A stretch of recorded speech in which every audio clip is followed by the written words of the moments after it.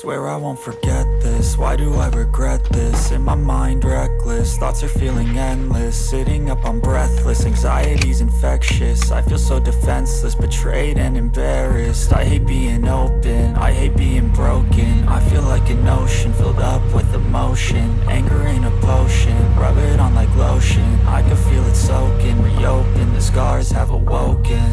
I can't move on till I let go. I feel so lost, never at home. Need to be strong, every breath hold. Cause I can't move on till I let go. I can't move on till I let go. I feel so lost, never at home. Need to be strong, every breath hold. Cause I can't move on till I let go.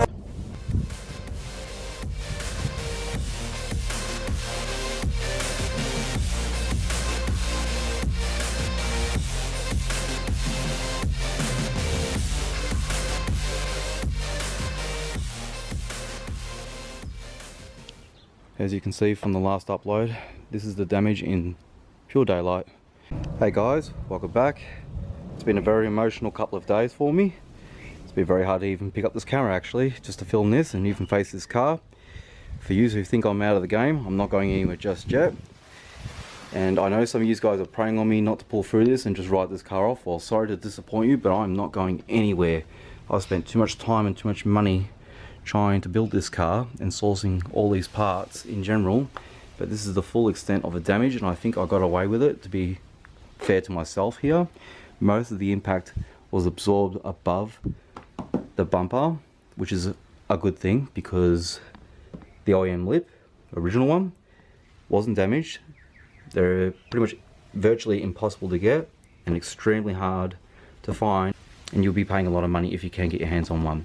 As for the fog lights and indicator, they're good on both sides.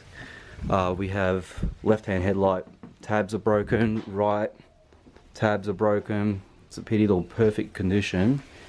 The grill's broken.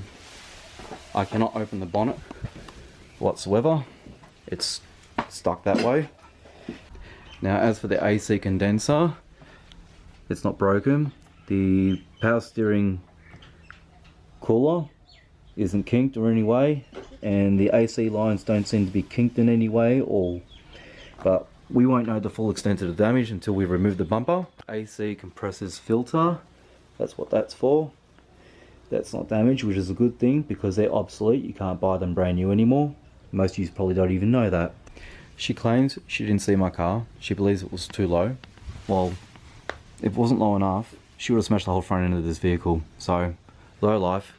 I don't know how she didn't see me, considering I have bright LED headlights, a catback exhaust. It's pretty noisy. It's more louder than an ordinary car. I can see inside here, and as you guys can see, I've got a light put in there so you guys can have an idea what the extent of the damage is. You can see the radiator support is bent. The radiator is pushed in. It's not split in two, so it's still holding water currently. It's not even touching the heat shield, which is terrific, so therefore it did not push the motor back into the firewall. If it did, this car would have been a write-off instantly. It would have been way too expensive to fix. But luckily for me, it's sort of minor. But that being said, guys, I had a quote on this car. It's over $8,000 in the repair bill alone. At this current time, I have spoken to 4 body shops. 3 have rejected it, and only 1 will take this car. It's too perfect. It's too much like a show car. They don't want to touch it. You're probably thinking, how can that be just for a bumper and a bonnet and 2 headlights and a grille? Well, underneath this bumper, there's a lot of things, clips and stuff that you can't see that will need to be replaced regardless. There's structural damage that needs to be done, and also the front of this car needs to be repainted. And yes, we are covering up this car with drop sheets because this car will be on for a big hibernation for a very long time, and I'm going to cover up. I won't be able to wash her for a long time. I won't be able to do really much of anything until she's in the shop and we start sourcing all the things that we need for her.